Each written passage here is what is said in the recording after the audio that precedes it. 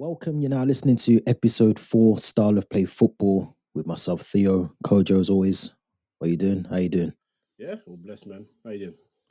I'm good. I'm good, man. You know, usual stuff. Busy but non-busy. Excited for the proper football because some of those games were dead. The international games were just they were poor, man. I don't know how people sit through them, but yeah, I'm looking forward to the Premier League coming back. All of that stuff. But before we get into the episode, please go and subscribe to the channel. Make sure you go to YouTube, subscribe, like, share your thoughts within the comment section, and also Twitter as well. Make sure you go to our Twitter handle and you follow on there for all the latest football news as well. But let's start with some controversial news. Paul Pogba, Mm. who currently, I believe, is waiting for his B sample to be tested regarding a doping scandal, whilst being or trying to get fit to return back for Juventus. Now, it's a bit of a crazy one because I kind of feel sorry for Paul Pogba. I'm not gonna lie, I do a little bit.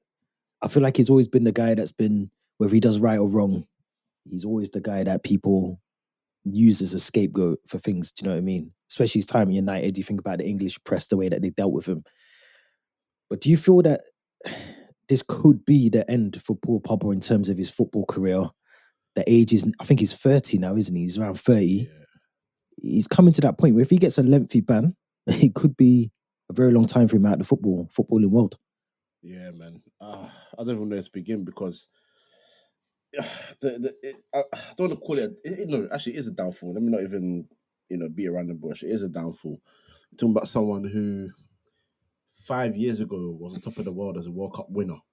You know what I mean? With France, was one of the players that led them to the trophy. With his brilliance on the ball, midfield with Kante in front of him, Mbappe, just he brought his quality to the table. Before that, he had come back to United for a massive fee, helped us win 2 trophies in his first season, as well as Mourinho's first season. Before that, Juve, league titles, Champions League finalist. But after the World Cup win, I come back to United, and you spoke about United. Well, I always say you can't expect the consistency from players when there is no consistency anywhere within the club, and that's what he was part of.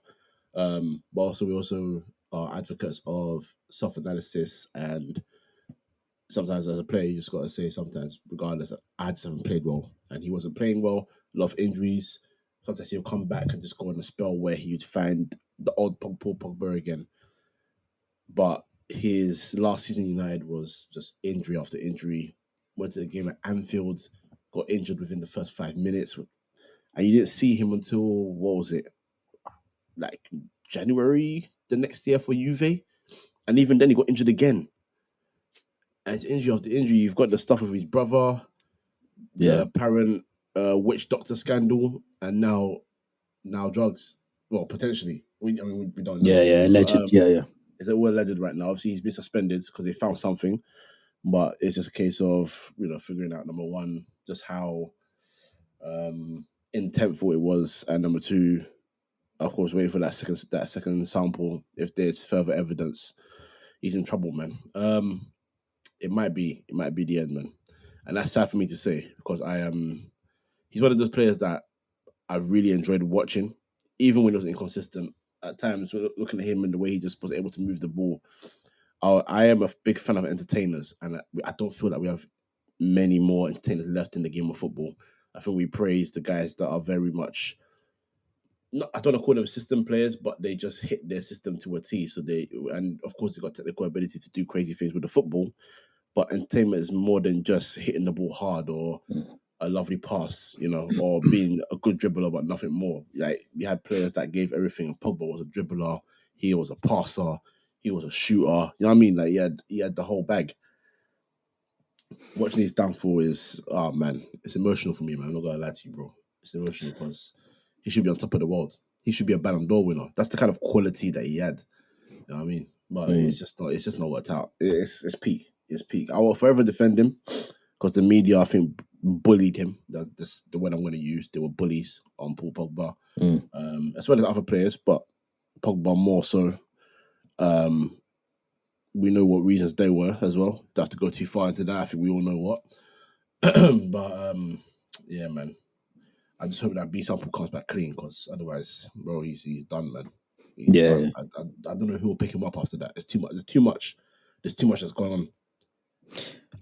yeah. I feel like this was kind of a like last chance saloon for him in terms of just trying to maybe get himself, not even get his career back on track, but just kind of going to play some football away from the madness that the press kind of was constantly onto him. Even I remember times at United, he was being criticised for things. He was injured. Like he'd be the reason United were losing because he was injured, and then when he plays, he still gets criticised because he's not doing enough on the pitch, so he could never win. But in terms of the allegations around the doping and the additional testosterone that wasn't found, like the unnatural levels of testosterone that's found in him. Yeah, I mean, I think I mean, look, if he has and he's guilty, then of course, yeah, you got to face the punishments that come with that. I think Onana was it not similar for Onana? Yeah, I think he got a yeah. 12-month ban at one point, maybe a couple of seasons ago now. But I think, look, I mean, Pogba is a very good player, still is, and one of the best. Like you said, a Ballon d'Or should have easily been, under in his trophy cabinet somewhere because he's that good of a player. It's just a shame to see. I suppose injuries have plagued him a lot, over his times, even before United, even before you re-signed him, he was still heavily, picking up knocks here, there, and everywhere, and injuries that we've seen him out for long periods of the game. But yeah, it's just a shame to see someone with that much quality kind of fall off so quickly as well, because it seems like he's at that point now. I think it's 31. I think next March he turns 31. So let's say he gets the ban, which sometimes these things can take a while as well. I'm sure there'll be an appeal process for him as well. If he is found guilty, he'll be able to appeal. I'm sure of some sort, but I mean, it's not looking good for him at all. He's only just come back from injury as well. I think for Juve. Yep. I mean, let's say, for instance, he does get found guilty. I'm not sure how long's left on his contract as well. But if for instance, he does get found guilty and he's banned for, let's say, 12 to 18 months or whatever, and I think the only solution for me really is to probably go to the Saudi league for a year or two, whether they would take him, whether a club would pick him up. But I think maybe that just to, kind of end your career some way. But it's a shame. What do you think would be next for Popov if he was to be found guilty and was to be subsequently banned as well? Sorry. Yeah, yeah. I think Saudi Arabia will probably be his best shout, or America, one of those two. That's not us saying that that's the only way he can get back into football, because you never know. Some players, they have bans and they come back, and big teams still want them because they know what the quality is. Or even if it's not a big team, you want to say at least medium size.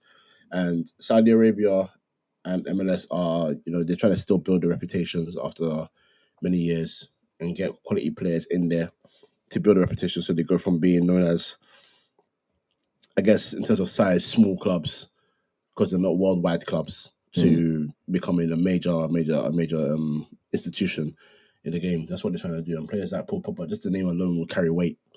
So yeah, I think those two leagues rather would be the best shout for him. But I can't lie to you, man. It would It's peak. tough one.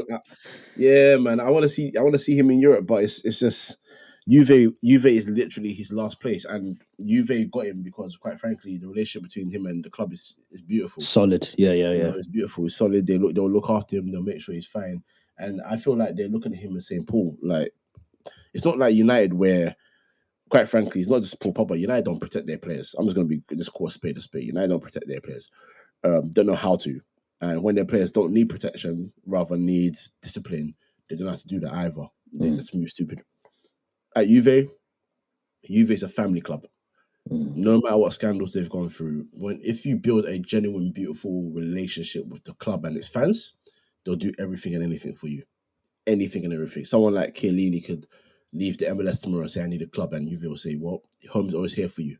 That's the kind of stuff you understand. Paul Pogba went there in his younger years, took a bet on himself at 19 and said, I can play, and stood along some of the greats in that midfield and shone alongside them.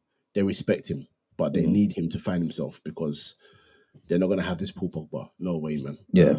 And just for himself, I read an article. I'm not sure how legitimate it is. Apparently, he had an interview where he just said sometimes he's got to a point where he wishes like he wasn't even like making so much money. He just wants to be a normal guy. He's tired of the circus around him. Obviously, he Mm. loves football, so he'll forever play it. But if he could just be a footballer and have people leave him alone, it would be beautiful. Because this is someone that gets criticized for getting a haircut.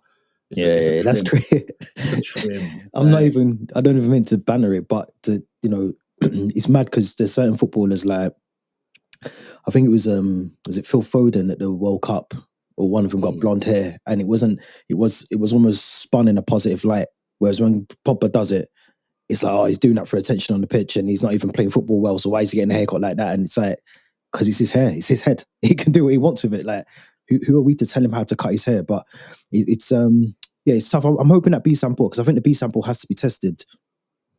I think it's mm, 3 days after the positive test, and then I think the results have to come back within the next 7 days. So I think whilst we're recording this Wednesday, it should hopefully by at least after the weekend we should know what that B sample is saying. And I think if you're, I don't know, like with boxing as well, I know it's kind of slightly different, but with Conor Ben, I know, and obviously the reasons for the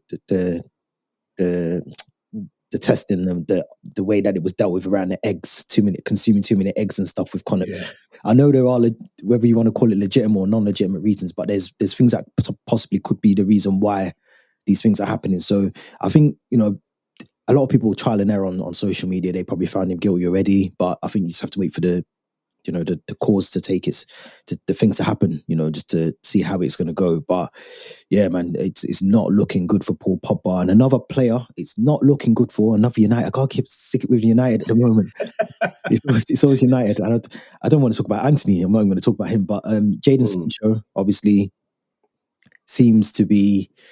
I think it was your tweet I read this morning or maybe last night around, player gets approved holiday, and yeah, people are in outrage, and it's mad to me because for context, that anyone doesn't know, obviously there was a conversation I think between Eric Ten Hag and Jadon Sancho before the Arsenal game. He wasn't going to be selected for that game. mm, Comments were made after the game to Ten Hag as to why he wasn't in the squad, and I think it was more from what Ten Hag said around not training well, not basically proving himself to be in the starting 11 or even in the match day squad. Sancho came out with his own personal statement they released on social media. Obviously, international break, so Sancho's not included in Southgate's plans either, and he's on holiday with Aaron Wan-Bissaka. Now, mm, most players, Raheem Sterling done it. Players go on holiday if they're not. That's their time. I know. He plays for Rangers. Cantwell. I know Cantwell went away. I seen oh him go yeah. on holiday as well. People follow him around the airport. So this is what players do on international break if they're not selected. But there seems to be this mad outrage again, very similar to what happened at Paul Pogba's situation at United, where you can't just live life. We're criticizing him for going on holiday that's been approved by the manager. But do you see a future for Jadon Sancho at United following that kind of very public spat, if you can call it that, between manager and player? Yeah. Yeah, I would actually be very disappointed with Man United and Ten Hag if this is the Mm, reason why Sancho we don't see Sancho in United shirt again.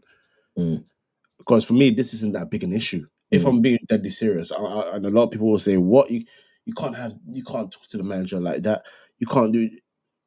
This is not the same generation. mm, Yeah, a couple of years ago, I would have said, "No, you can't do that," because I know what happens. You know what I mean? I mean, it opens up another kind of worms rather. For me, it's not that big a deal, man. He should be wearing a shirt soon. I don't think we'll see him this weekend. Maybe next weekend. Maybe the the disconnect for me is number one. Obviously, him and Ten Hag have very different views on what's a good training session. That's quite clear because Sancho in that statement said that he believes he's been good in training, he's been fine, so mm. that's not the issue. So there's a disconnect there. They need to communicate that better between each other. Number two, I am not a fan of managers coming out into the press, whether it's an interview or whatever, and saying basically this guy's been crap at training. I don't want to hear that. Don't say it loud. Say he's just not in the squad. I didn't pick him for this training for this game. That's it. Simple as that. Move on.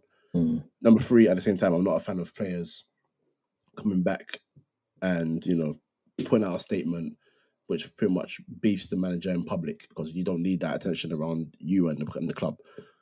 But at the same time, my guy, let's be very real. This is not going to be no political statement. Where he's from ends. If you talk about man from ends, he's coming back with a statement. He's coming for you. That's not happening. He ain't gonna sit there and be like, "All right, say less." No, he's gonna come and say, "No, like, we ain't running that." You know what I mean? Yeah, yeah, Like yeah, yeah, yeah. that's part of him. Whether people want him to not have that or not, that's part of his DNA. He's from the ends. Anyone, whether you're from south, east, north, maybe west a little bit. If man them talk crud on your name, Mm. you will retort. It's just simple. If I live a very simple life. If someone comes to talk crud on my name and one of my friends call me and say, "Yo, this guy's been talking mad," I'm coming from saying, "Yo, what are you saying?" Like, it's just what it is. It's yeah, So that's part of his DNA. Whether he should keep that or not, that's another discussion. Me personally, I like that part of him because I feel like you need to keep your character. That's where you're from. That's where you are. But to me, bro, it's not that big a deal, man. If I'm being very honest, I think Man United fans blow things way out of proportion and they're way too emotional. But I've always said this: Man United fans are spoiled, mm. very, very spoiled. Same with And Chelsea. You know that already, but same thing. yeah, yeah, and it's all because we've been successful in the past Mm. couple of those years. And as soon as we have a period where we're not winning, it's like, oh, this guy sucks. This guy's not good enough. Why are you doing this? Why? Football happens in cycles, man. Liverpool were once upon a time one of the most dominant teams in the world, and then Hundred they went percent. 30 years and didn't win one league title. They came close, but they didn't win, and Mm. they were watching everyone just surpass them year after the other. And then one day it came back together again, and they won a league title. It's just part of the business. Sancho will be fine, in my opinion, but I will say this: if his future's not United, I'm not gonna be mad at him. Go and thrive somewhere else. I watch football to be entertained. And if he's gonna go and play somewhere else and play well and entertain me somewhere else, then so be it. But I want him to stay. Yeah, it's not a big deal to me, man. And that's why I made that statement on Twitter. Because how can you be mad about someone going on holiday? It's it's mad. It It is doesn't make mad. sense, man. It doesn't make sense. He shouldn't catch a flight because he hasn't played well. I guess he shouldn't have his favorite meal at home because he hasn't played well either. What are we doing here? It is What are we mad. doing here? It's the world that we live in, though. Because I remember it's happened a couple of times. I remember it happened a lot with Sterling when I think I'm going back years when he brought his mama. I think he brought his mama a house or something like that after like a defeat. And Mm. the press were like, Raheem Sterling buys a house. And I see it with Rashford, they say Rashford goes to get breakfast in his McLaren or something mad. And it's like, well, what do you want him to do? You want him to starve? Like you want him to get the bus. You want him to walk. Like, come on, these are natural things that we all But have to do. that's the thing, though. If he took a bus, they'll criticize him and say, "But you got cars. Why are you Yeah. taking a bus?" Why It's you like wait? Sterling. I remember my favorite one was when Sterling went to Greg's Yeah, and yeah, yeah, they talked about the price of what he bought. I'm like, guys, yeah, yeah. it's a sausage roll. Like, It's let mad. the guy eat. It's mad. It is mad. It is mad. And I think you're right around Sancho. I think one of the things I read was that there wasn't clearance from Sancho to express to the public what Eric Ten Hag did in terms of speaking Mm, on that after the game on the Sunday against Arsenal. And I think it works two ways. And if you want respect, and this is with anything, not just football, but if you want respect, you got to give it. So if you're not willing to respect the players, maybe he told Ten Hag, don't release the fact that I'm going through something, or I think it wasn't the Sunday, it wasn't the it comments from was the the Sunday, it was when he was going through a period where he had yeah. to come out of the game and he went to Netherlands to sort of just train and recuperate a little bit. So that was not meant to be privy to the world, but it somehow got, Ten Hag just kind of blurted it out. So if you can't respect your players' wishes to keep certain things of his private life private, then of course, yeah, you got to retaliate. You got to speak up, and it's nice to hear players not be robots, because when you hear them talk, sometimes they just sound like robots. When they're doing post-match press conference and this and that, they literally are media trained to the T. So sometimes you need that player to come out and say, you know what, no, I'm not having that. You can't talk on my name like it's just anything. Yeah, I might play for the club. I gotta have a bit of respect because you're the manager, and I gotta, you know, but you can't just come out and keep talking willy nilly, and then for me to just sit there and not say anything, because when you do that, a lot of people on social media, fans or whatever, they just hang on every single word the manager says from then on in. So Mm. you could be playing well, you could be banging goals in, but as soon as the manager says something, that's what the fans remember. Oh, look, that's why he's not in the team, or that's why he's getting subbed off because the manager. Da, da, da, da, da, da. So it's for me. I like to see that. I think again, like you, I think he'll be fine at the club.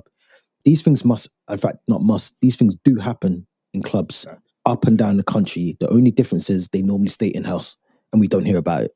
So these things sometimes, when like you look at a team sheet and I'll use that. I don't know. I'm not saying this has happened, but like Caicedo's not in the team, and you think, bro, we need Caicedo for this game, but da da da da. This is why he's not in the team, because there's clearly Exactly. something that's happened in the training ground or in the manager's office, and he's just said, "No, you're not playing this weekend." And then when he's asked in the press, he says, "Just it's just a thing. He's just being rested, or he didn't fit what I needed him for the." Do you know what I mean? They cover it up with something, but it's just one of those public things that should have stayed in house. It's just spilled out into the public, so I think it'll be fine. I think people are making a massive deal out of something that realistically it'll be in United's best interest to make sure they've got Sancho playing at the level that they want him to play. Whether he thinks he's there or not, then that's a different conversation. But if they're saying that he's not there, then he just needs to continue doing what he's doing and try and improve. And then he'll be back in the squad, in my opinion, anyway.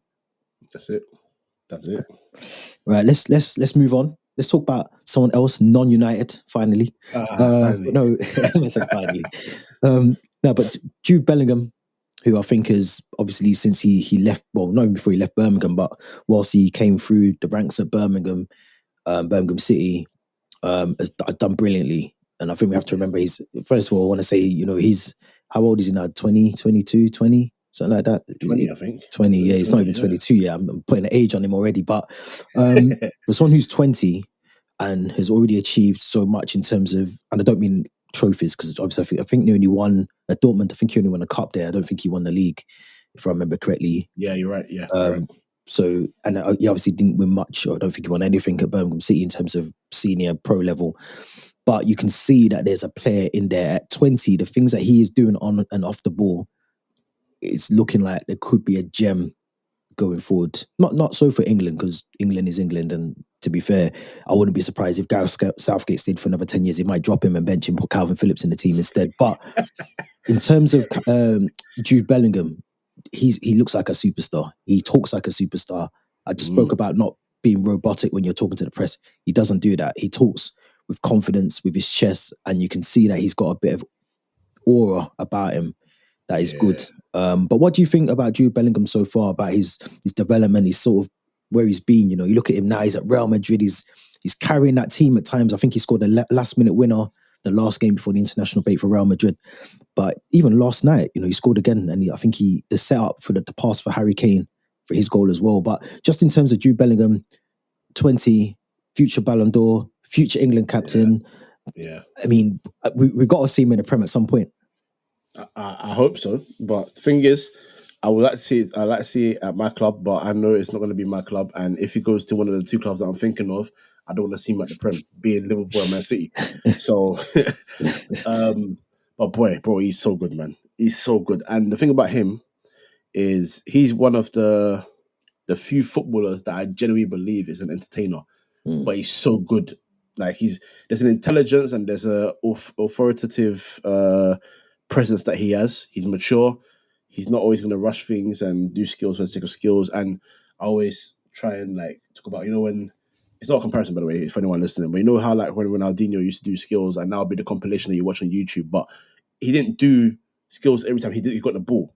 He took his time, and when it was the right moment to entertain like that, boom, that's when he gets you. And Bellingham is one of those guys where he'll pass at the right time, he'll shoot at the right time. But when he knows he can go on a dribble and beat 3-4 players, yeah, man, you're about to see something special. You're about to see something brilliant on the ball. And he can do that. He's been doing that. And I thought, give him about 2 months before he settles at Madrid and you see his quality, because he said 2 months. Different league, he said different 2 months. country. He said no. He said no. He said 2 days. I don't need 2 months. Yeah, I need 2 days. He said 2 days. Apparently, he's really picking up the language. He's balling out in a whole new team, whole new system. The guys.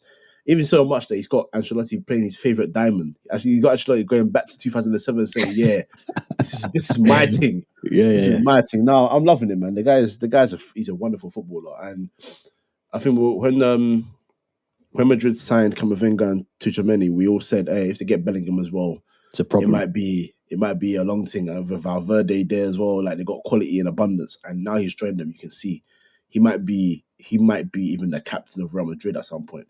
It could happen. He's that good. He's that good. And as you said it, is his presence, his aura, the way he speaks as well. He could be, it's going to be a very silly comparison, but I'm just going to make it anyway. He could be, in about 5 years, football's version of Roman Reigns. Just a special attraction. Just the guy you say, I want to see this guy. I just want to watch him. I'm gonna go and buy a ticket to the Bernabeu because I want to see Bellingham. Mm, I think he can, or even in a year, he's been that good already. So you just yeah. never know. But yeah, what a quality footballer. If he's gonna thrive for England, if the rumors are true, after this tournament, get Southgate the hell out, Oh yeah, yeah. He's got to go. please, He's got to please, go. He's got to go. please. He has to go because you look at the lineup.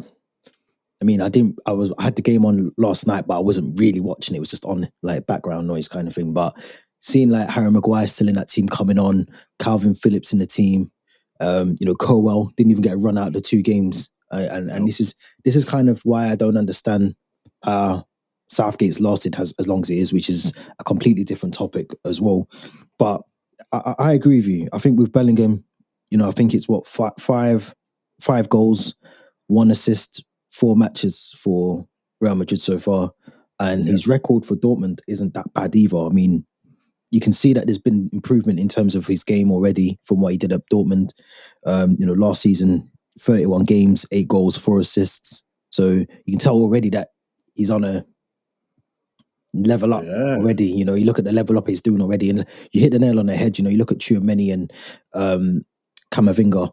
Two players that are obviously going to improve around him as make him improve. Sorry, as well as well, vice versa. They'll improve Camavinga as well. But I just think, yeah, he's got everything about him. He's got everything. And I watched a documentary about him not long ago, and you can tell that even off the field, like he takes things so serious. Like you just said, then he started to speak Spanish already. Well, that doesn't surprise me watching that documentary that I watched about him because he's very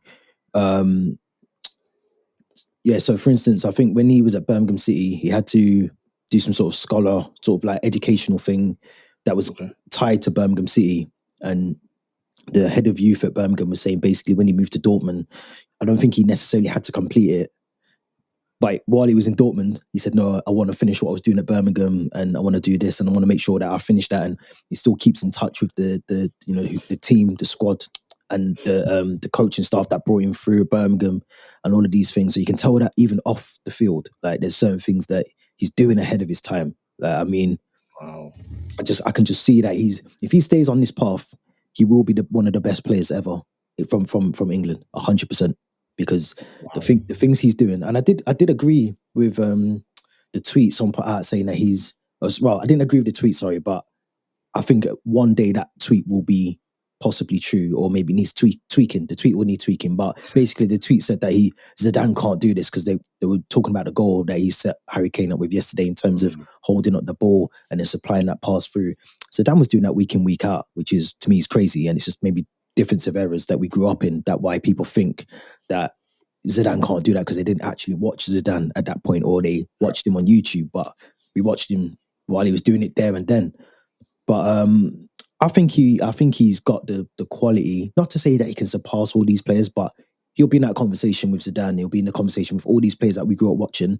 He'll be in that conversation with them as the greats of the football, the game, because he's just that good. Even his brother, Joe Bellingham, I think he signed for Sunderland to start this season. You could easily, people used to say that Job was better than Jude. So if we're basing it off that factor, then whoever picks up Job has probably got themselves a diamond in the dirt as well. So that's going to be he won't stay at Sunderland for long. There's no way. No. He's. I mean, I watched him every now and again when he came on to make a couple of appearances for Birmingham last season, but he looks a good talent. He's just literally Jude. He's literally Jude, just a bit younger. So he's going to be a talent, man, a massive talent. But yeah, I'm looking forward to seeing what Jude can do. Obviously, season's only just started, and to be fair, the only thing that I hope, and I don't think this will happen, that he stays level-headed and he doesn't let now he's kind of stepped up a level in terms of the transfer fee, in terms of the wages, in terms of playing at the Bernabeu. I mean, flipping out, like, do you know how many 20-year-olds he's living out, like 20-year-olds' dreams right now? He's playing in front of how many people week in, week out. So I think as long as he stays level-headed and grounded, he'll be calm. He'll be good to go. I agree. Right, let's kick on. Let's kick on because one of the stories that shocked me this morning when I woke up. Well, it didn't. and I think it's going to be a massive problem if this happens. But Frank Lampard being tipped to be the next manager of Lyon, who sit bottom of Ligue 1 at the moment. I think they got battered by PSG. I think it was 4-1, maybe the last game, something like that. Yeah, this is crazy. This could be actually the end of Frank Lampard's career, and I don't mean that in a horrible way, but for me personally, taking a job on that you don't really have the experience. Well, he's got the experience, but he's not good at it in terms of relegation battles, because we've seen it at Everton. I'm going to be honest and say, if had he had a few more games at Chelsea, we probably could have been in that relegation conversation. It's just that we were safe by the time he came in, or thereabouts. Yeah. But he hasn't got the experience for me personally, to get a squad together, get them playing his way, and getting them out of that relegation trouble. He just doesn't seem. For me, he's that manager that just needs to maybe go to a championship club, even League One. There's no disrespect there. Go down, learn your trade properly, and then come back, or be an assistant, or be something. But I just don't think he's cut out for management. But that news shocked me. I remember before we came on recording, you kind of just you burst out laughing, so in shock. So what's your thoughts on Frank Lampard going to Lyon? I can't lie. Of all the things that you could have told me today, that's not the thing I was even think. It wouldn't be close. It would not be close. Frank Lampard in France. Man, it's dangerous. Begin. You know what? I want to see it. You want to see it? I want to see it. I want to see it. You want to see him fail? Similar to how Joey Barton did France. Yeah, the Marseille. Do a little accent as well on top of your interview. Man. I don't know what qualities he has as a manager. Just what it is. I actually think he'd be a good coach. I think if you allow him to coach midfielders in terms of learning how to play their roles, whether it's a playmaker role, as a number 10 or a number 8, or whether it's a box-to-box thing, and teaching them how to arrive in the box, when to arrive in the box, reading situations, he's the man for it because he aced it. And I think it's easier to coach that rather than lay instruction to players on the pitch as manager. But to manage this Lyon, who at this point have fans doing flipping press calls in front of them as they stand there in a line in front of the ultras, telling off the players one by one. Nah, man. Yeah, I don't know. I don't know if he's been cut out for that one. I'm not gonna lie to you. I don't know if he's cut out for that one, but I want to see it. I think it'll be interesting. And who knows? What if we have Frank Lampard suddenly awake Lyon, bring them back into? I'm not saying it's gonna happen. I'm just being the advocate. You know what I mean? I'm just trying to see. Either way, I do want to see, because the one thing English managers don't do enough, which English players are starting to do, is go abroad and try their craft. Someone that thrived on it very well, but I think he was the only one that really had a really good go at it and really did well, was Roy Hodgson. He's the only one I can think of. Other than that, I can't think of anybody. So it might be good for him to go there and learn a new culture, a new style of football, different expectation. And I think if they're playing that badly now, I know it's early, but maybe the expectation will be a lot lower. So you can get them playing a bit better. Maybe, I don't know. But yeah, man, if he does get the job offer, Frank, I implore you to seriously consider and take it, man. I think you'll enjoy living in France for a bit as well. Oh man, wow. Yeah, wow. That was my reaction to it. But I also think, because obviously Graham Potter was linked to it, I think he turned it down last week. He was heavily linked with the job. I think they tried to approach him and he said no. Clearly the Chelsea money's still there. He's enjoying life, and obviously doesn't need to get a job anytime soon. I think I said on here, or maybe another thing that I was recording, that I think if he takes a job, it might alter some of that compensation. I don't know how it works, but I think it would affect the compensation package that was given to him by Chelsea. So theoretically, he doesn't need to work, and I don't think. Yes, he can work, but I don't think he wants to, because it would then mess up the money that he's got. So, but with Frank Lampard, I think England would be a perfect fit for him. I really do. I think if he can sit on his hands for 12 months, let the Euros go by, hopefully Southgate then steps down, I think that's a job for him. I do. I think that's the kind of job that I think he would be. I'm not saying he'd be amazing at or he'd be good at, but I think it'd be there'd be time for him to learn things as he goes along. Um, yeah, I don't see him as a club manager. I don't. I know it sounds a bit mad to say that, but I just don't see him. I was looking at his just then his win percentage at like Derby and Chelsea first time round, Chelsea caretaker, Everton.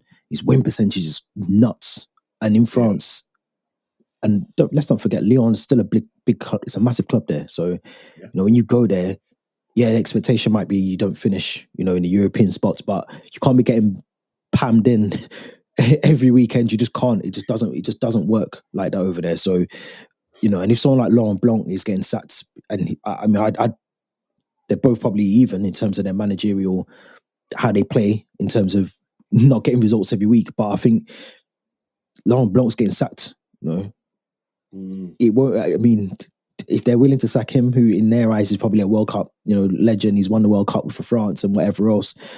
If they're willing to sack him, I feel like Lampard would be on borrowed time before he even got into the hot seat. I really do. I don't. Me personally, I agree with you. I think he's a good coach. I think he'd be someone who'd be really good at a scouting job in terms of, working in some sort of like technical director or director role. Because I think he's got an eye for talent. When he's talking about when he wanted to sign like Haaland and he wanted to sign this person, and he knows when he sees a bit of talent, he might want to go and get that. So I think he's got a role in football, maybe even carry on punditry or whatever. But I think being a day-to-day manager, nothing about Frank Lampard should be anywhere near that dugout in the main seat, because he just doesn't have the qualities. And I think if he was going to be honest with himself, I think he would probably admit that. If he was less stubborn, because I feel with Lampard, he's got this stubbornness about him that he has to be a manager. Yeah. And I don't know why. I mean, I don't know if you've listened to his Diary of a CEO podcast episode, and he you can tell that he's got that stubbornness about him, that he wants to be a manager. It's not like I might carry on being I'm going to be a manager, I'm going to do, and it's like, but you're not good at it. So it's like me saying I want to go and be a swimmer. I'm not the best swimmer, so I'm not going to go try and do the Olympics and be the best, because it's not going to work. So yeah, I think for Lampard, if it was me personally, I'd look at other roles within football, or I'd just go down the pecking order. Saadi would have been a good, look at Gerrard. I'm not saying that he should follow Gerrard in terms of that, but it's probably a good lead to go and just get a bit of understanding about different styles of play. Just find your philosophy of football, because I don't think he's got one. I couldn't tell you, like you just said, his qualities. I don't even know them, and he's managed my team twice, and he used to play for my club. And I watched Everton a lot, and I still don't know what Frank Lampard, when he gets these teams out, what he's trying to do with the teams. I just don't see it. So go somewhere and understand what you're trying to do, and then, like, he's still young in terms of a manager. Yeah. Look at Roy. You just mentioned Roy Hodgson. I think he's the oldest Premier League manager to date that we've ever had in the league. So, yeah, for me, it's crazy. Out of the two, because obviously Gattuso is another one who's linked with that job. Someone again who hasn't the best managerial career, brilliant footballer, but you cross over to that M side, it's a bit mad, and it's harder to get people listening to you and understanding your instructions. But I think Gattuso probably, maybe from a selfish point of view, I don't want to see Lampard drown over there, but I think from a selfish point of view, Gattuso would probably suit that job better. And I think Lampard England job, because again, I don't even know who would take that on. You're not agreeing with that one. You're looking a bit. No, you're not agreeing. I'm not going from Southgate to Lampard, bro. I can't do that.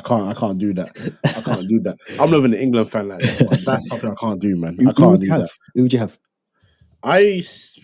I would be cheeky and make a very, very cheeky bid for Jose Mourinho.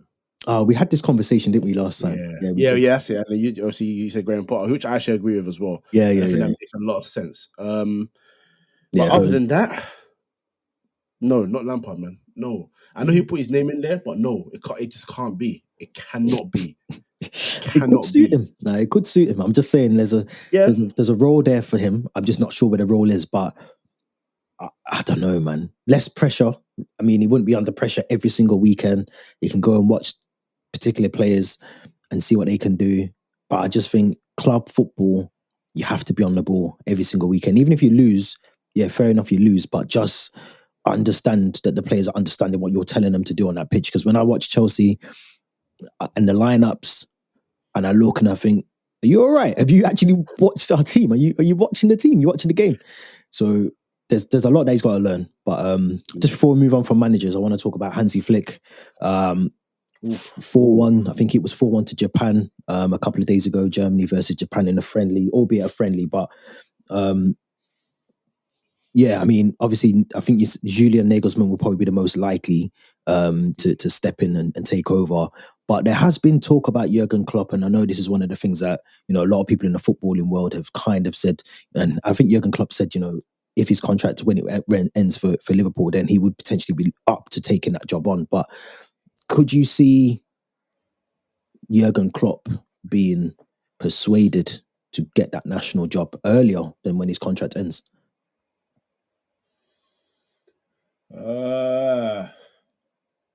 No. Actually, wait, no, hold on. No. I think he's too intent on. No, too intent. I think he just loves Liverpool too much to just walk away from the job. I think it had to be a contract expiry or a sacking to get him out of that job. To be honest, unless they allow him to do both jobs. Well, they came out and said they won't. That's why one of the things. Yeah, he kind of.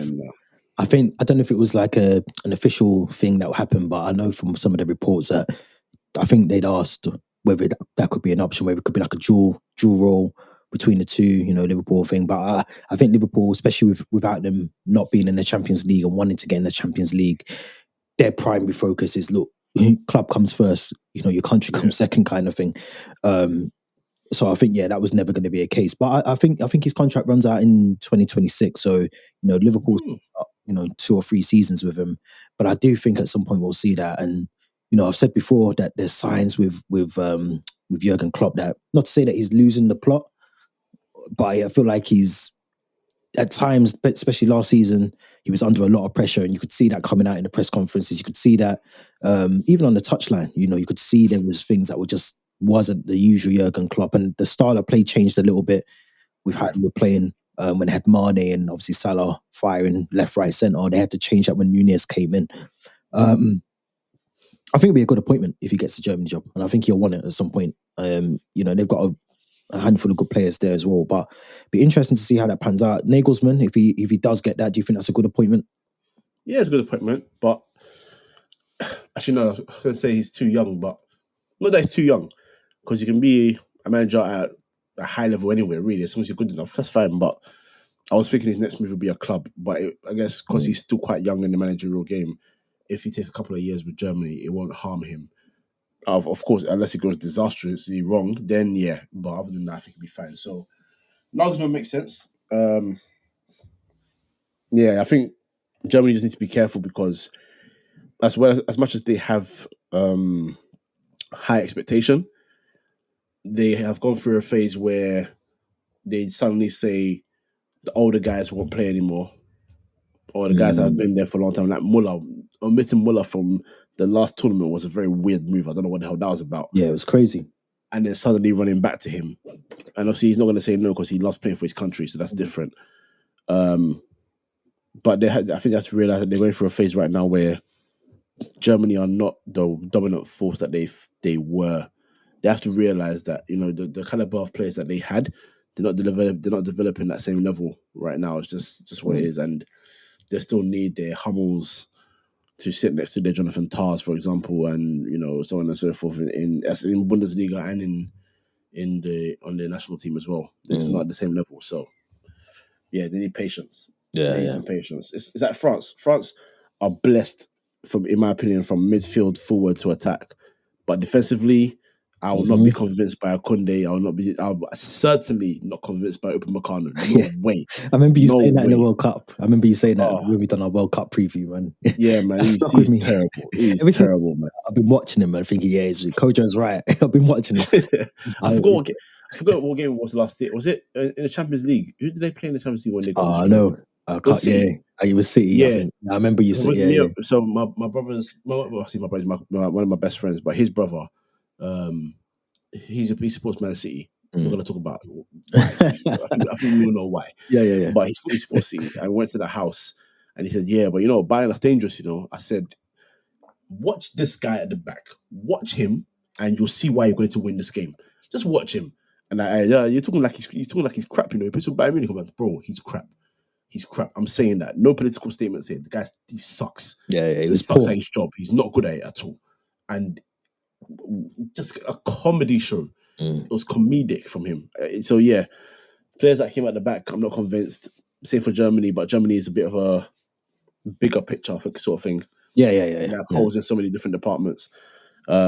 So yeah, man, they need patience, and if they're going to bring Nagelsmann in, I think they got to give him about 3 tournaments before they put expectation on him. In my opinion, to be honest. Listen, if Southgate's got how many tournaments under his belt, I'm sure they can give Nagelsmann as many as he needs to. Because I think the Germany squad's, like I said, it's got some very decent quality in there. I think they just need to get them playing right again. And look, I think they won yesterday as well. I think they won 2-1 against France. 2-1 against France. So it's not like, and what I said at the time as well when they played Japan was Japan aren't a bad team.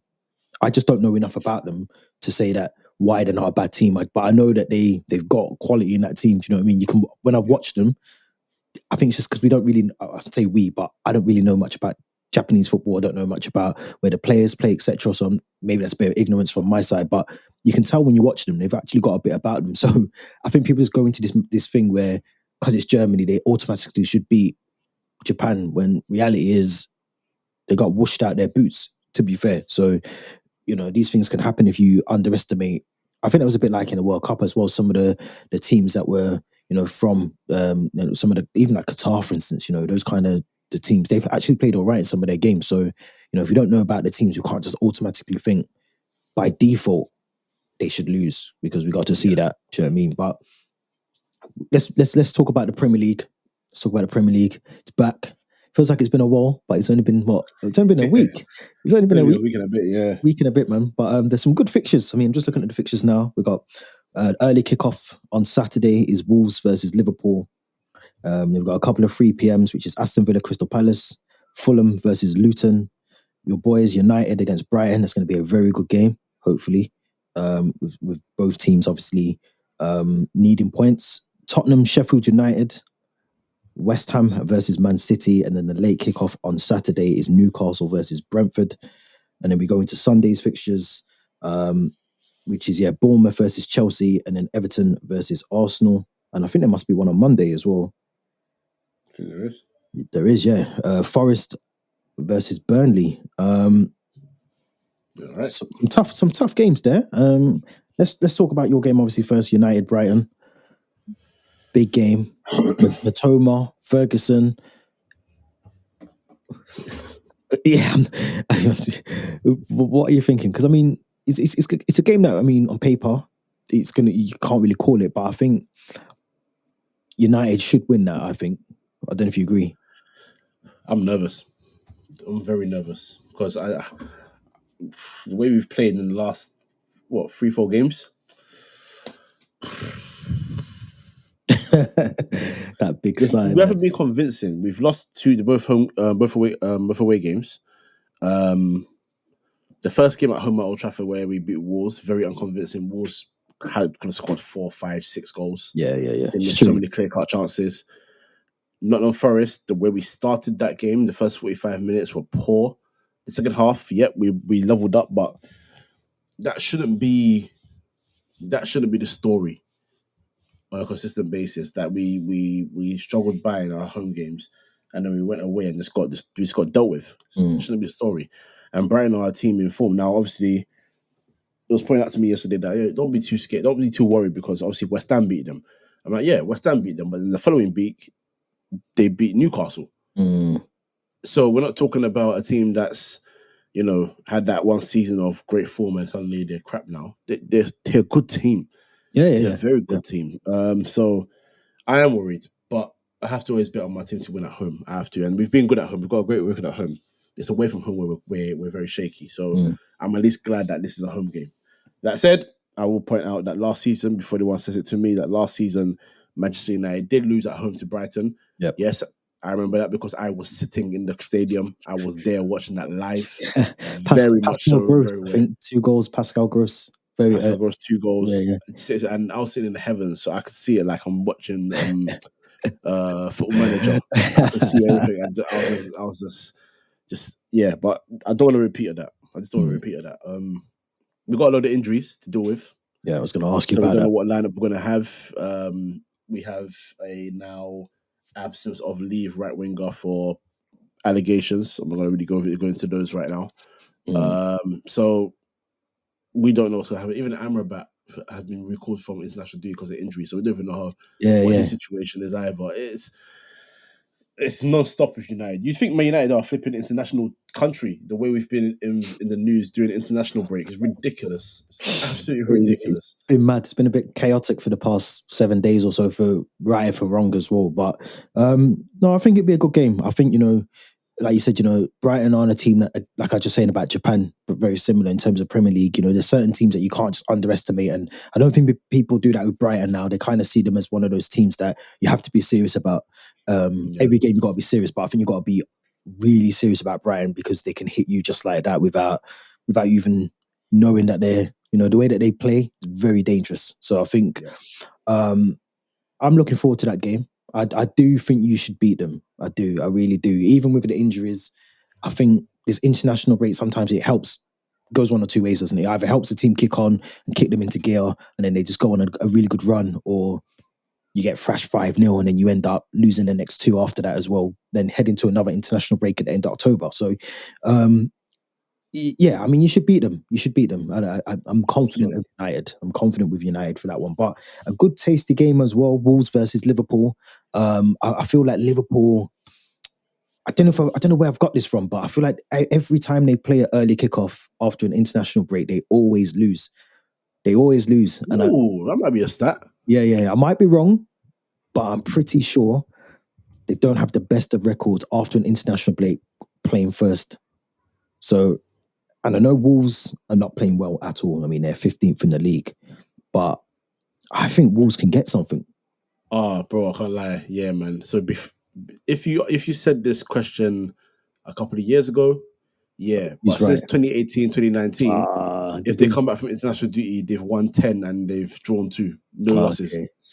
So my facts was right, but then it got demolished after the 2018-2019 season. I remember I remember Klopp losing is cool, because that was the whole thing about Klopp saying the international break, there shouldn't be like 12:30 kickoff and and all that. He was kind of pushing for that, wasn't he? But I still think Wolves. I mean, I know that they're down there. They've Gary O'Neill, their manager. I think I said when they played, I can't remember they played last, but I said they haven't really got a record. I think it was Palace actually. They haven't really got a recognised striker. But I think they can get something. They're at the Molineux Stadium. I always wonder with these. I remember when we came back from international break a couple of years ago, we played West Brom.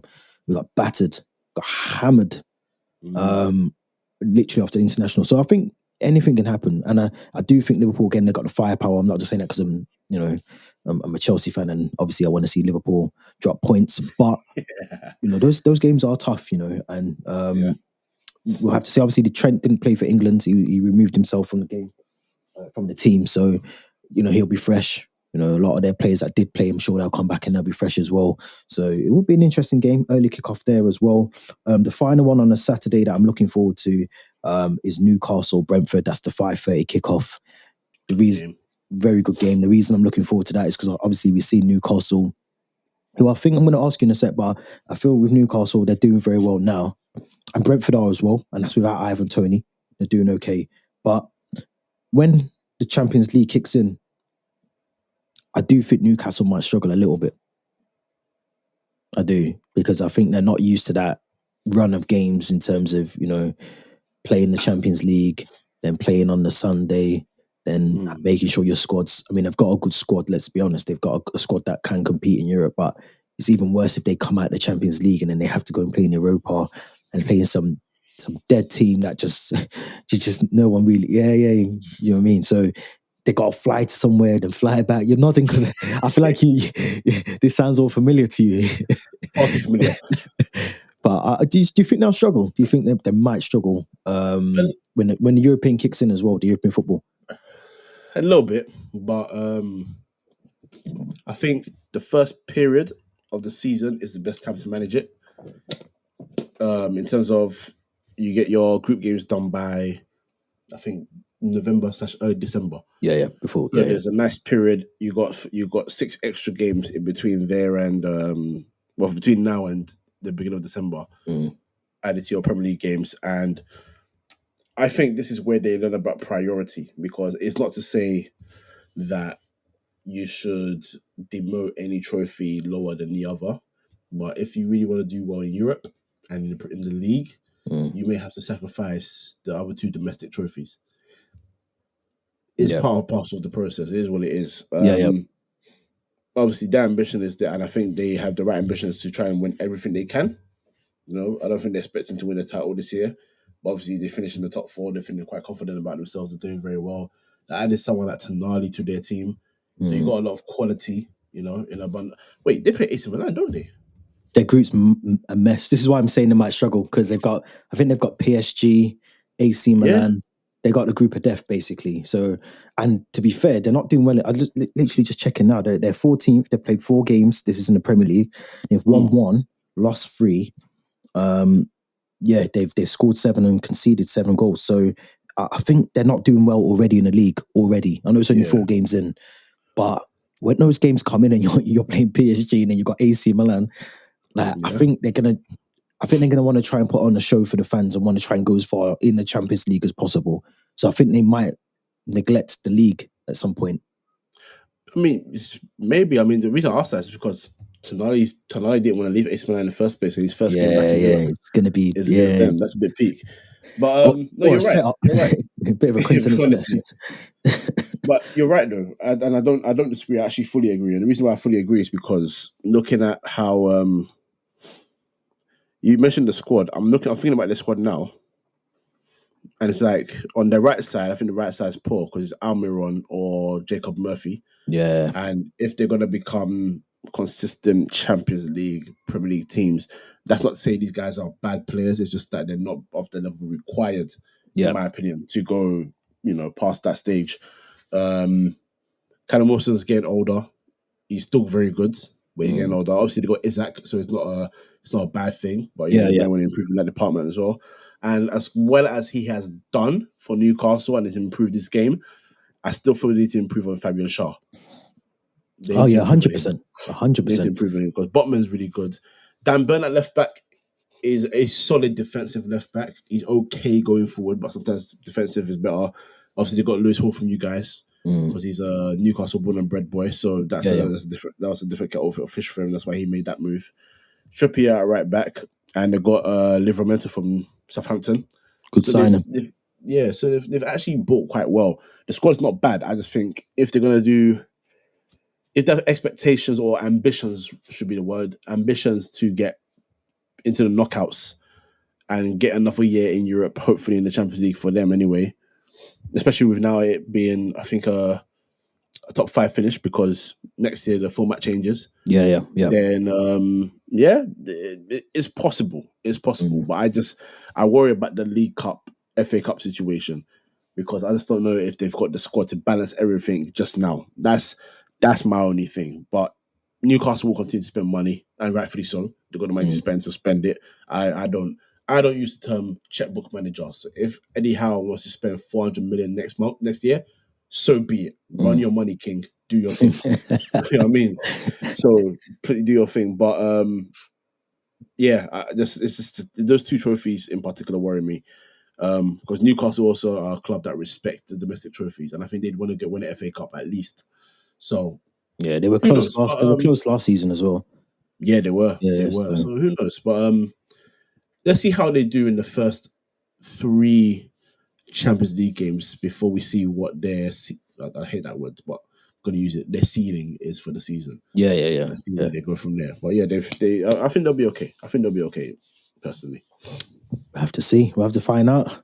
Can Eddie Howe do it? But 2 good games. Well, I'll say good. I think the Sunday afternoon, the later kickoff would be good. But obviously before that, 2 p.m. there's Bournemouth versus Chelsea. 2 teams that I just don't know. I mean, obviously Bournemouth for Bournemouth. If I'm honest, we don't have the best of records at their ground. I'll be the Do you not? vitality. No. That one I Damn. can definitely vouch for. I can vouch for that one. We do not have. We normally get thrashed by them, or at least beaten by them. I'm just trying to think now. Actually, what is the record there? I'm gonna find it. Yeah, I'm looking at the head to head right now. Yeah, Bournemouth's record against Chelsea. we don't have the best of the records there. I'm sure. Oh wait, taking me back to. Okay, so last year you got a win there, but before that, wow, they beat you 4-0 there. Yeah, 4-0. Wow. Then we won 1-0.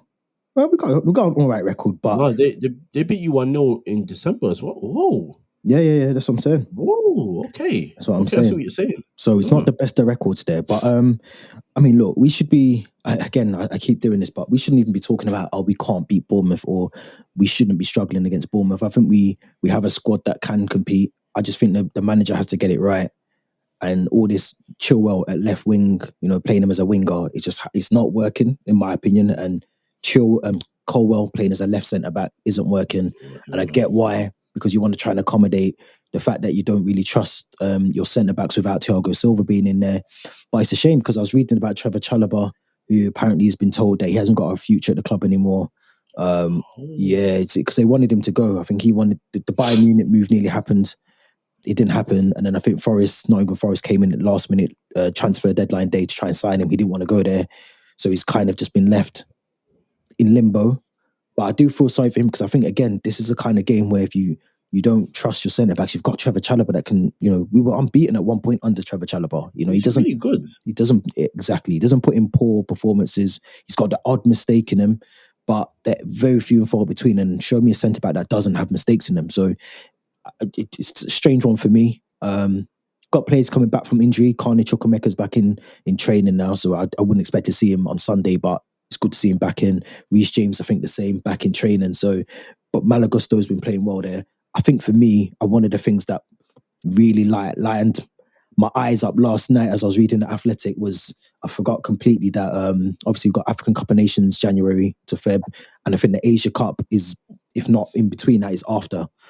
Now, Nicholas Jackson will be at the African Cup of Nation.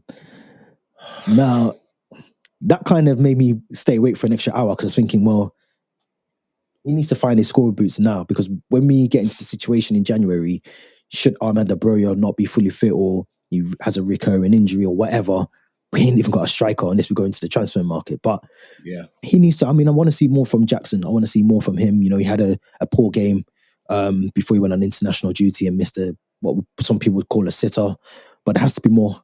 Looking forward to seeing Cole Palmer. I want to see him start the game against Bournemouth. I want to see Raheem Sterling, who again wasn't in Southgate's plan, so he should be fully fresh and ready to go. But yeah, Bournemouth is not an easy task, especially away. So we'll have to see. But the game that I am looking forward to on Sunday, and I'll get your thoughts now, is Everton versus Arsenal at Goodison Park. So cast your mind back, 16-year-old Wayne Rooney, David Seaman's in goal, that brilliant goal. But yeah, what's your thoughts on the game? Because obviously it should be a game that Arsenal should win on paper based on how both teams are playing. But Everton look good. They look okay, and they've got Beto, who seems to be trying to I don't know, galvanize the team a little bit.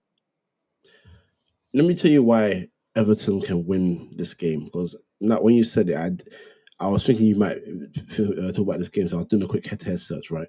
If you look at the last couple of games that they've had, Arsenal beat them 4-0 last year at Emirates, but before that, Everton, in February, Everton beat them 1-0. Previous season, Arsenal thrashed them 5-1 at the Emirates, but went Everton and lost 2-1. Season before that, Everton did the double over them. Season before that, Everton got a 0-0 draw at home and then lost 3-2 at Arsenal. But even before that season as well, at Everton won 1-0. So it seems like Everton have a stranglehold somewhat with maybe one or two losses at home in the last, let's say, 5-6 years against Arsenal. So it's not inconceivable to say that Arsenal might be in trouble.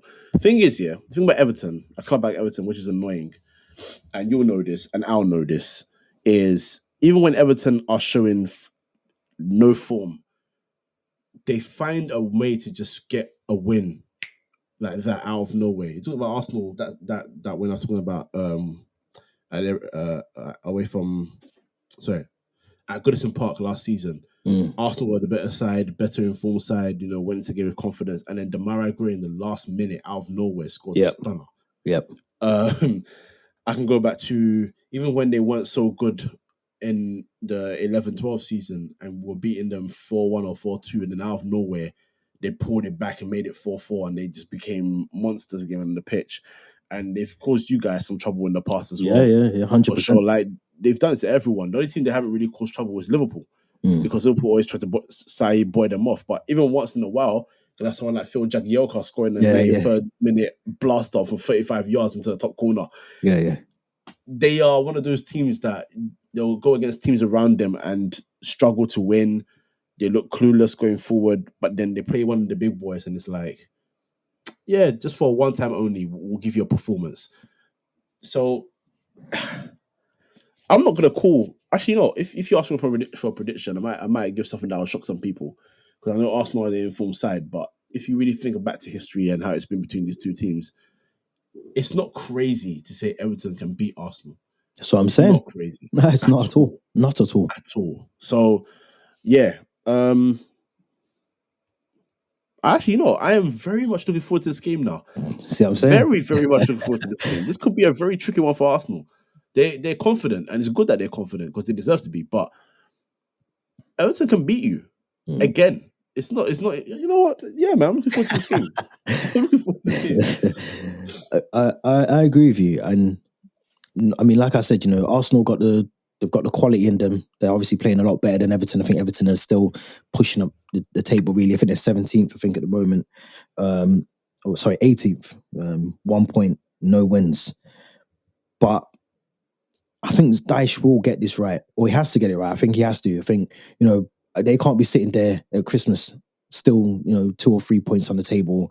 They have to be picking up points, and I'm not saying they should do that against Arsenal, but I just think sometimes, like you said, when it comes to like the bigger teams or the teams where they expect to lose, they get a result, whether that's a draw, they get the win, but they always fight a little bit harder. And I find with Goodison Park, because by going there a couple of times as well, that the noise in that stadium, that like it's unbelievable. Like, I know people say, oh, it's just a stadium, but when you go there, going there as a player must be mental to go there as the away team, because the noise that they generate, they don't stop to the 90th minute.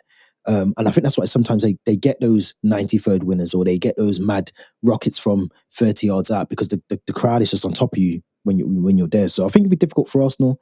And like I said, when you come back from an international break or international matches, you don't know what how your players coming back, whether they're coming back with a little niggle, or they're just tired from the international games or whatever. So we're talking about Arsenal. Some of them had to fly, South America or whatever, and they're probably flying back today, tomorrow. So I just think it's there for the taking. I really do. I think Everton need points. Arsenal need points as well. Let's be honest. Yeah. But this early in the season, if they get a result like that against Arsenal, that should then kickstart their season, because they had a really good preseason. They didn't. I don't think they lost any games preseason. They had some played like Sport in Lisbon and some other teams, but they got to kick on now for the season, because if they don't, and they're down there at Christmas and they're 10 points or something, or 6 or 7 points, I don't see Everton staying up. I really don't. I really, really don't, because I think that their games, the games that they should win, like no criticism to them, but like Luton or Forest, they should be winning them. But those are the games that I think they're struggling. I think these big games, these Arsenal games, they might underestimate them. I think, but it's just Everton, and this is the games they need to kick on from the start and just press Arsenal, just press them, just give them something to think about in the game. We'll have to see. It's gonna be interesting. I can't lie. It's gonna be interesting, and I think Arsenal fans, obviously now they've improved the team. Declan Rice has come in. Kai Havertz has gone in there as well. So we're looking at that. Odegaard's had a good start to the season as well. Odegaard started very well, actually. Yeah, you're right.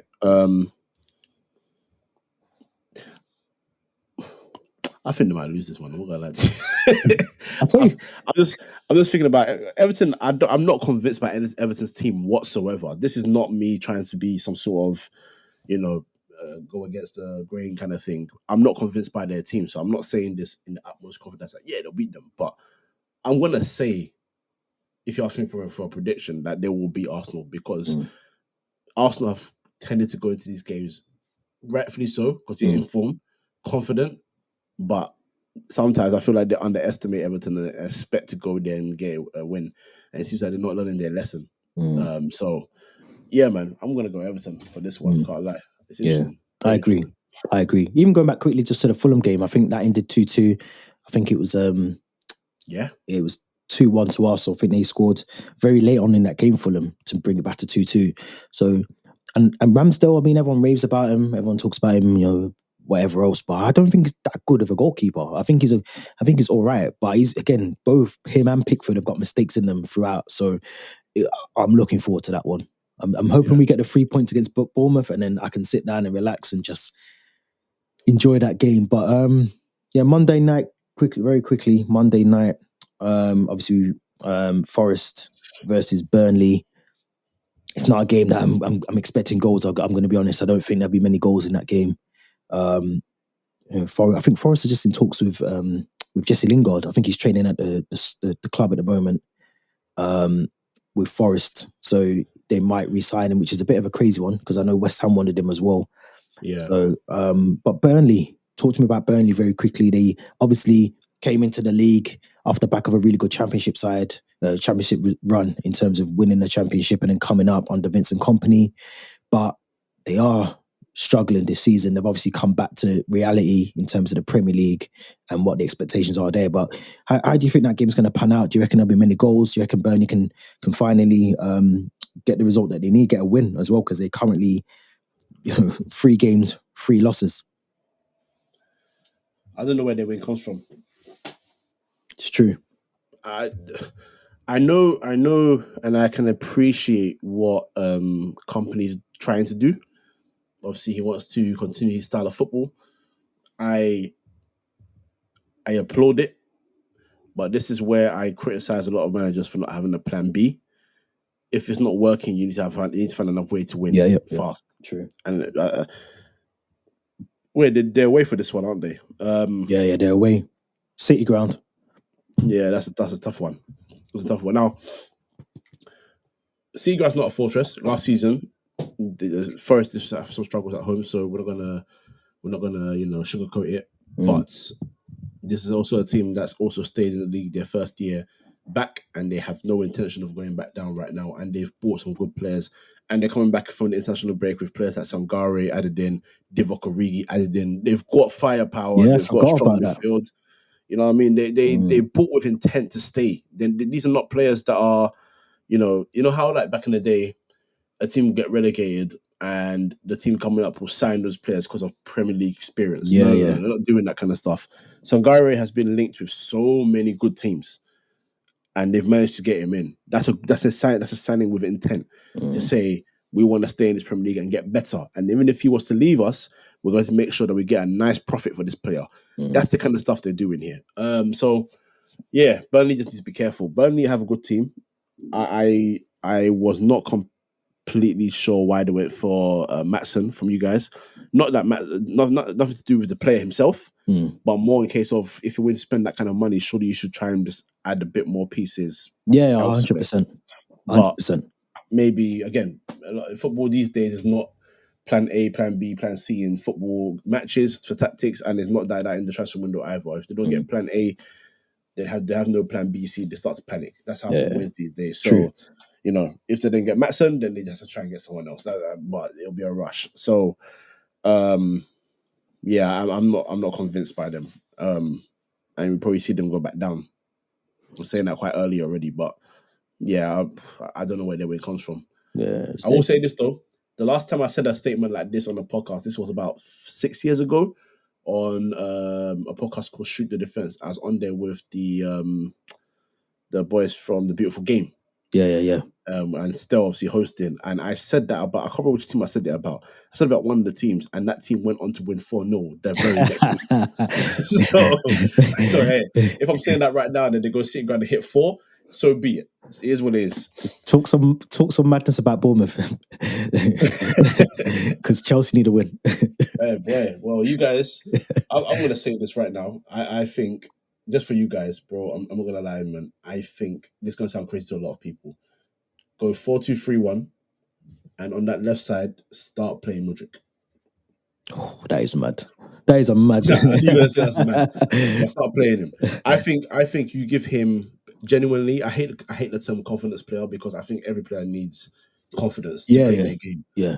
But he screams right now. He's screaming to me, looking like I need the manager to actually look at me and say, "I believe in you. Go out Mm. there and play football for me." Because when he came off the bench against Forest, all the touches looked like I don't want the ball touches. Like it looked crazy. The one that came across my head, in particular, I think he had an attack or a corner, and the ball came sort of coming out, and he tried to control it or pass it to back one of the players, but he passed it back, and he went Yeah, for a yeah. counter attack He's straight got no away. confidence.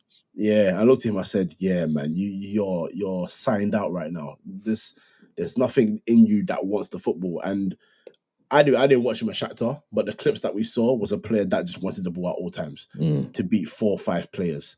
And he's strong, he's quick, on the ball in terms of his speed, he's agile. I think you have to give him a run. I'll say this about a lot of players though, because how do you expect a player to get into form if you're not giving them football? It doesn't make Facts. sense. No, it's facts. So I think you got to give him a run. But more than anything, change formation. I think if you change formation, go forward at the back, and overload that midfield and have one forward, I think you'll start doing what Chelsea should be doing, and that's smacking up teams. Let's hope Personally, so. Let's hope so. Let's hope so. But Mm. interesting fixtures. Obviously, some of the ones that we've spoken about. But if there's some that we haven't mentioned, and you've got your own take on them, drop them in the comments. Let us know your thoughts as well. Let us know your thoughts about who's gonna win this weekend as well. Your thoughts about Paul Pogba, Jadon Sancho, Frank Lampard being being linked with Lyon. Hopefully, he doesn't get that job. But just let us know your thoughts in the comments. Don't forget to subscribe, like all that stuff. Make sure you go to Spotify and listen to the audio version of the podcast as well, and Twitter as well. Make sure you follow the account. Kojo, next week, same time. As always, man. Pleasure. Always. Yeah, man. Always. Thanks everyone for listening. Peace.